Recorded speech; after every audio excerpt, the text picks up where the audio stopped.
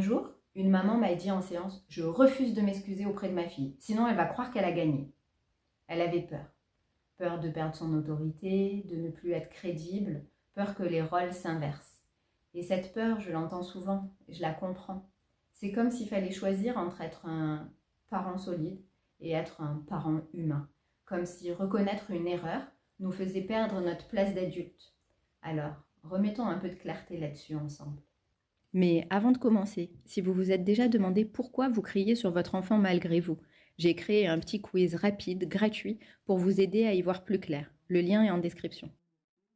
Être adulte, ça ne veut pas dire avoir toujours raison. Ça ne veut pas dire ne jamais se tromper. Ça ne veut pas dire être parfait. Être adulte, c'est aussi être capable de dire « je me suis trompée, je me suis laissé dépasser, je suis désolée ». L'erreur fait partie de toute relation, du lien, de l'apprentissage. Nos enfants apprennent, mais nous aussi. On est en chemin ensemble. Et reconnaître une erreur ne nous enlève pas notre autorité. Au contraire, on ne perd pas en crédibilité quand on s'excuse. On gagne en confiance. Parce qu'un adulte capable de se remettre en question montre une vraie solidité intérieure. S'excuser ne veut pas dire céder. Le cadre reste, la règle reste, la limite aussi. Mais le lien est réparé. Et on montre l'exemple. Un parent rigide impose par la peur. Un parent solide guide avec humanité.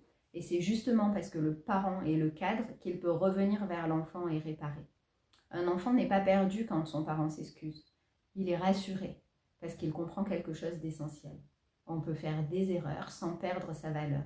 On peut reconnaître ses torts avec dignité.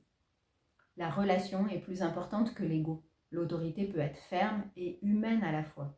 Un parent qui crie et ne revient jamais dessus laisse un enfant seul avec son insécurité. Un parent qui revient, explique et répare, restaure la sécurité affective. Et c'est ça qui construit profondément. On ne nous a pas appris à faire ça. Alors on reproduit souvent ce qu'on a connu, ou on fait comme on peut. Pourtant, l'après-crise est un moment clé. C'est souvent là que tout se joue dans la relation.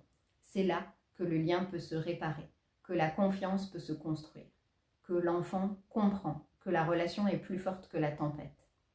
C'est pour ça que j'ai créé un guide très concret pour accompagner ces moments-là. Un support simple pour savoir quoi dire, quoi faire et comment recréer du lien après une crise. Si vous en ressentez le besoin ou l'envie, vous trouverez le lien pour le télécharger gratuitement en description. Et rappelez-vous, vos enfants n'ont pas besoin de parents parfaits.